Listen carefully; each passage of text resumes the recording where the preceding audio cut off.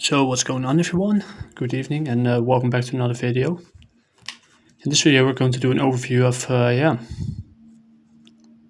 something unusual.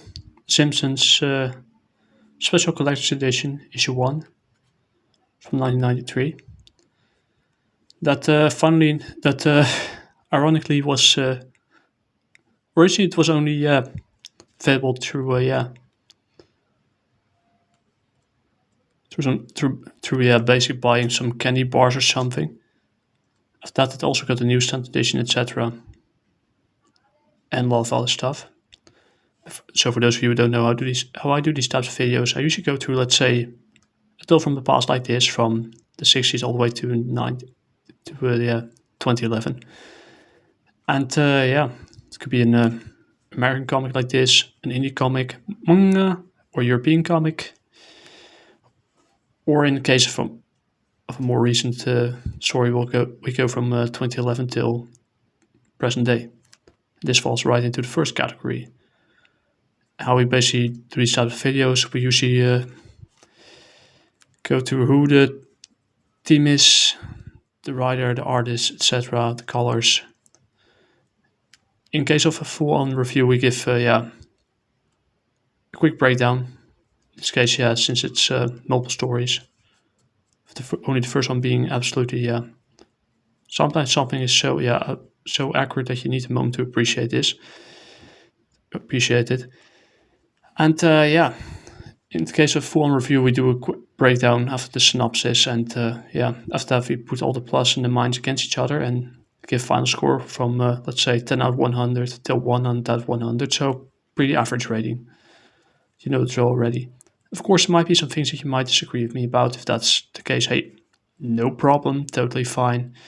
But let's try to keep it civil. My goal of these types of videos is trying to bring back since we're taking a dive back into step back into the 90s, a more pleasant time, a simpler time, the days before the internet got big, where you could just discuss which comic is good or not, which character could be who, and we also be using for this video mycomicbookshop.com as a source. So without further ado, grab yourself some water, because it's kind of hot where I live. We're at 27 degrees Celsius. So let's get into it. The comic itself, it contains a few stories. The first one being, Bartman. So there shall become a Bartman. Basically about, what makes this story so genius in my opinion is what it does is, it basically, is about the guy, the creator behind Radioactive Man. And turns out that the one who was originally his boss, who the original creator signed the contract for, is trying to take all the honor. But Bart has another idea and becomes Bartman. What the story does great is it takes the Mickey out of all the, as you can see here, all the let's say comic book fans of that decade when it was people backing and boarding and stuff. And by the way, the story is created by Matt Groening, Steve Vance being the script and layouts, Cindy Vance being the co-plot and the colors, and Bill Morrison and Mike Anderson did the inks and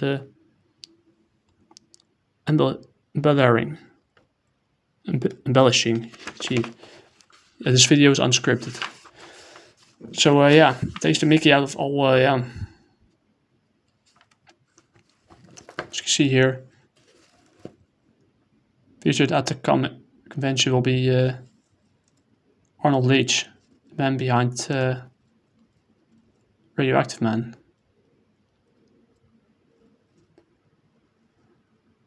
In recognition of the achievements in raising the public perception of this lowbrow entertainment medium. It does everything right. And yeah, his grandfather, Bart's grandfather, explains why he doesn't buy anything again. Yeah, this turns out that this neighbor of Grandpa Simpson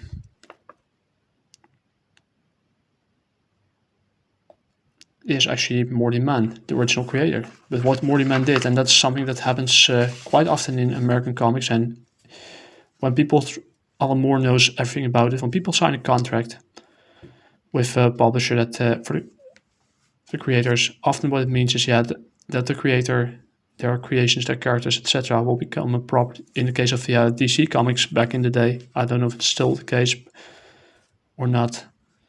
It becomes property of the company, and they get peanuts for their work. And this is the guy who tries to take all the credit for it, Mr. Leach. And what happens is Bart takes it upon himself to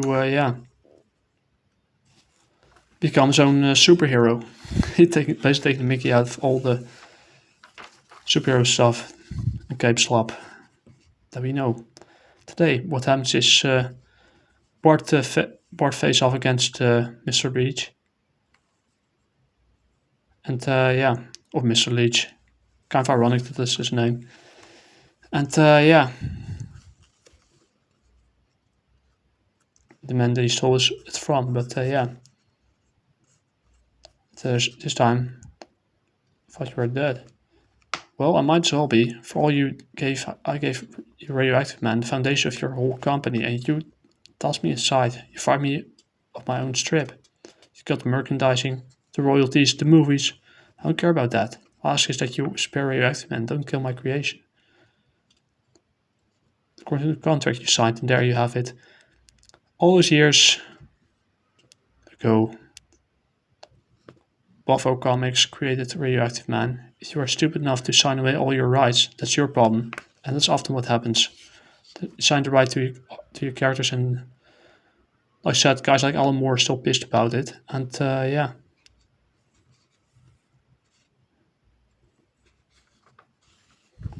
And here again, they make fun of it. Oops, well, it's been swell, Morty, but I guess it's time for me to face those moronic little fanboy geeks.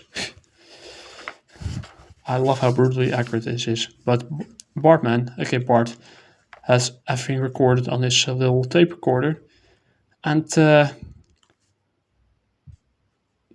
Mr. Leach to release it into the world and expose him for the liar that he is, or the kind of leech that he is. And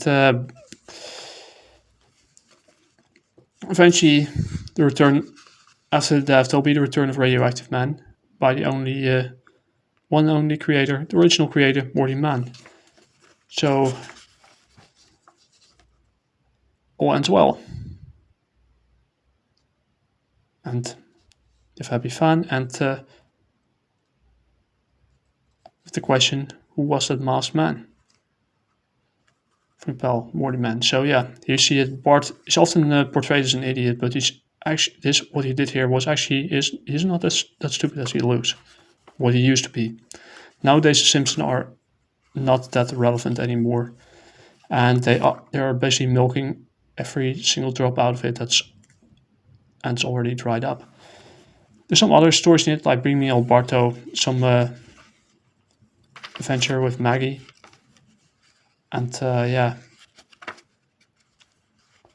El Barto, where basically Bart and Lisa are basically spraying graffiti on everything. But yeah, that's it. So yeah, for the good, bad, and the ugly, well, the cover is telling. I love how it takes the Mickey out of all the superhero genres, and especially how the industry works back in the day and how they're how brut- how brutally accurate it is for that time period and for the present day. It's yeah, you have to appreciate it how they didn't take themselves seriously and how they took the Mickey out of the industry. Yeah, the art style is cartoonish, typical yeah Simpsons, so recognizable.